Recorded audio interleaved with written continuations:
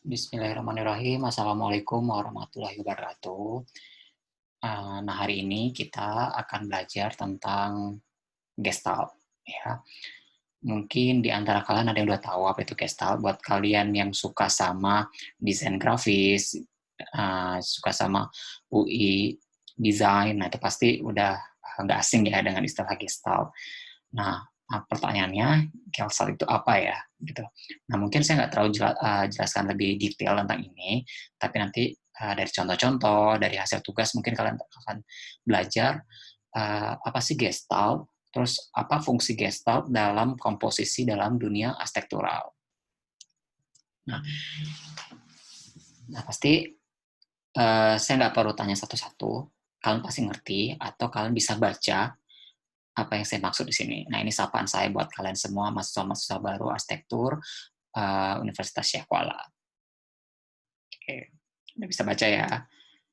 Nah, kalau ini kira-kira tahu nggak sih saya nulis apa di sini? Kira-kira ini ada huruf yang hilang nggak? Atau kalian bisa baca nggak tanpa huruf itu gitu? Ya. Nah, mungkin tadi ada dua kata yang saya sajikan. Kalau kalian bisa jawab, nah silakan tulis di secari kertas yang ada di sekitar kalian. Oke, nanti kita diskusi soal itu. Oke, kata yang ketiga. Tahu nggak ini kira-kira apa sih bacanya gitu ya. Nah, coba tulis kembali kata-kata itu di kertas kalian, di notes kalian. Oke.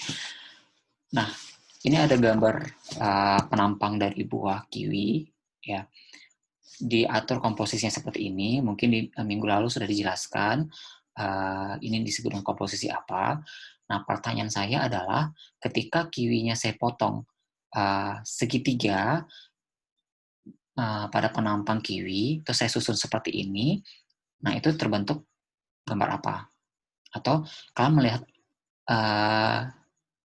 apa? Kalian melihat sesuatu nggak selain dari kiwi gitu pada layar ini? Ya. Terus kalau gambar ini kira-kira yang pertama kalian lihat itu gambar apa? Ya. Terus di sini ada berapa banyak jenis objek ya yang terjadi pada satu gambar ini? Gitu. Ya. Oke, jadi tadi udah berapa? 3, 4, 5 ya. Nah, jadi udah 5 objek dari tampilan ini bisa kalian coret-coret di kertas kalian. Nah, nanti kita diskusi soal itu. Ya. Oke, nah ini gambar ke-6. Nah, gambar apa yang pertama kalian lihat dan berapa objek yang ada pada gambar ini? Ya, sudah mulai kelihatan. Nah, kalau ini dari sini, ini gambar ke-7. Nah, dari gambar ke-7 ini ada berapa objek yang bisa kalian lihat? Gitu. Ya, kelihatan ya. Nah, oke, selanjutnya gambar ke-8. Dari gambar ini ada berapa objek yang bisa kalian lihat? Terus gambar-gambar apa lagi yang bisa kalian terjemahkan dari gambar ini? Gitu. Oke. Nah, kalau gambar ini gimana? Ada yang ngelihat hewan nggak di sini? Atau kalian hanya melihat di sini ada sebuah pohon saja? Terus kalau kalian melihat hewan, berapa banyak hewan yang ada di gambar ini? Ya. Nah, itu yang disebut dengan gestalt. Ya. Jadi tadi kalian bisa ngelihat ada bentuk yang terbentuk gara-gara bentuk itu saling berdekatan. Terus kalian melihat objek yang lain dari foreground atau background ya, latar di depan atau latar belakang.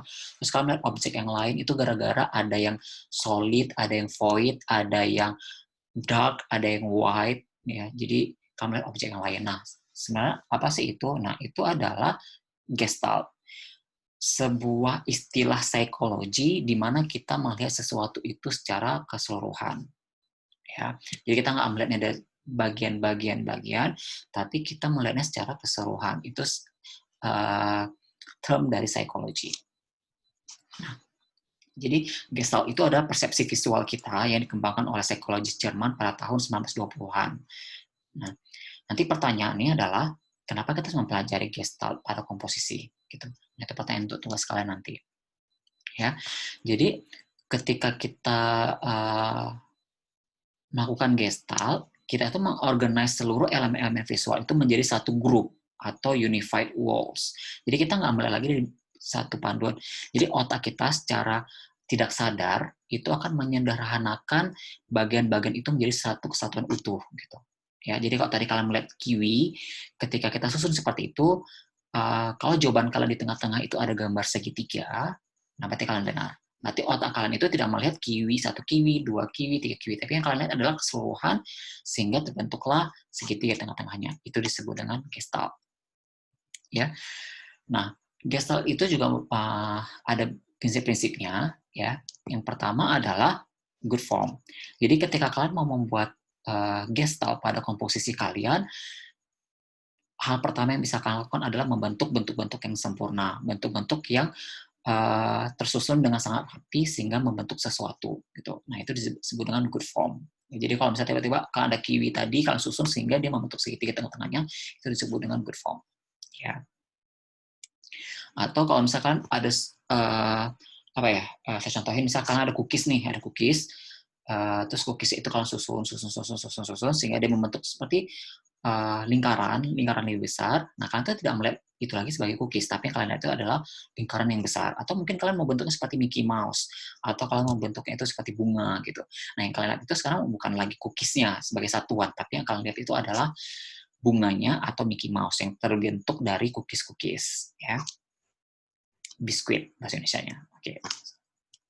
Nah, terus cara kalian membuat komposisi Gestalt adalah dengan similarity. Jadi otak kita itu melihat komposisi itu berdasarkan kemiripan. Ya, jadi kalau misalnya contoh dari sini, kita tuh bisa mengelompokkan jadi 2 jenis, yaitu jenis lingkaran dan jenis persegi atau segi 4 gitu ya. Nah, jadi kalau misalkan kalian lihat gini, misalnya paling gampang nih kalau kita lihat komposisi itu, misalnya kita kesualayan nih. Nah, di kesualayan itu kalian pasti langsung lihat satu kesatuan yang besar. Kesatuan besar misal jeruk-jeruk dengan apel-apel. Nah, yang kalian lihat itu apanya? Karena jeruk sesama jeruk warna kuning misalnya.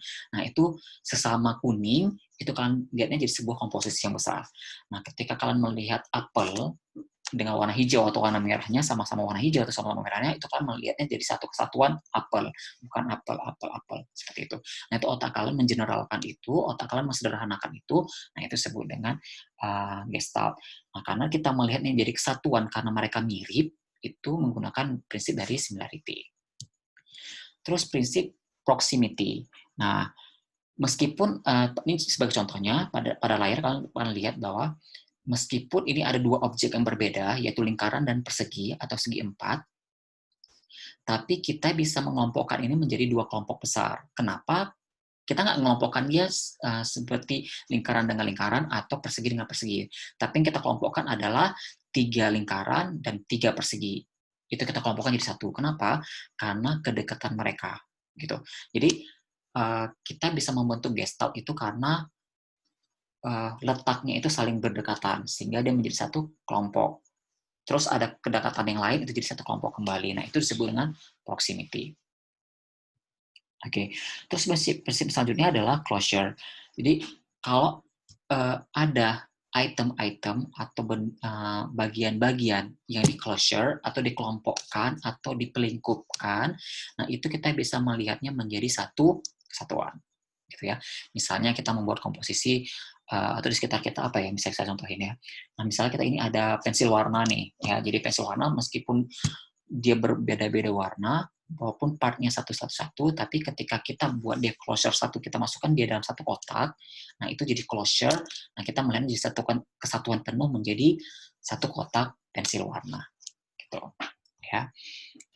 Oke. Terus yang selanjutnya adalah kontinuitas atau berkesinambungan. Nah, jadi ketika nah di kontinuitas ini nanti ada beda juga sama prinsip dengan common fit, di mana ketika kalian menerapkan kontinuitas pada prinsip Gestalt, itu ada kelihatan arah. Ya, jadi kalau misalnya lihat gambar ini, kira-kira ini membentuk apa? Ya, terus ketika dia membentuk sesuatu, dia kalian bisa lihat nggak kira-kira dia mengarahkan mana gitu, ke atas kah, ke bawah kah, ke kiri atau ke kanan. Nah, kumpulan-kumpulan satuan-satuan ini yang membentuk arah, nah itu disebut kontinuitas. Jadi bisa dalam bentuk kita susun sehingga dia bentuk seperti garis, ya, atau kita susun dia membentuk bidang seperti ini tapi dia ngarah ke atas seperti itu. Nah, itu prinsip Gestalt dengan continuity. Oke, yang terakhir adalah common fate. Nah, common fate itu adalah bentuk-bentuk yang memiliki arah atau bentuk yang sama gitu ya. Sebenarnya hampir mirip dengan kontinuitas tadi, common fate ini juga baru dimunculkan dan sering digunakan di Gestalt. Nah, kalau bisa kalian lihat ini ada lingkaran-lingkaran yang membentuk segitiga. Nah, kita bisa mengelompokkan di sini ada berapa segitiga, itu ada 4. Kenapa? Karena mereka sama-sama membentuk arah yang sama dan bentuk komposisi yang sama. Nah, itu yang disebut dengan Gestalt. Ya. Mungkin penjelasan singkatnya cuma itu saja, karena kita nanti lebih banyak diskusi. Terus pemberian tugasnya adalah, ya, yang pertama, kalian sedikit memberi jawaban singkat. Ya, jawaban singkat. Menurut kalian, mengapa kita harus belajar Gestalt pada komposisi? Ya, apa hubungannya dengan dunia arsitektur? Gitu ya. Apa hubungan komposisi Gestalt pada arsitektur? Nah, itu perlu kalian jawab nanti di tugas yang pertama. Nanti kita ada tugas selanjutnya lagi, nanti akan dijelaskan di sesi diskusi.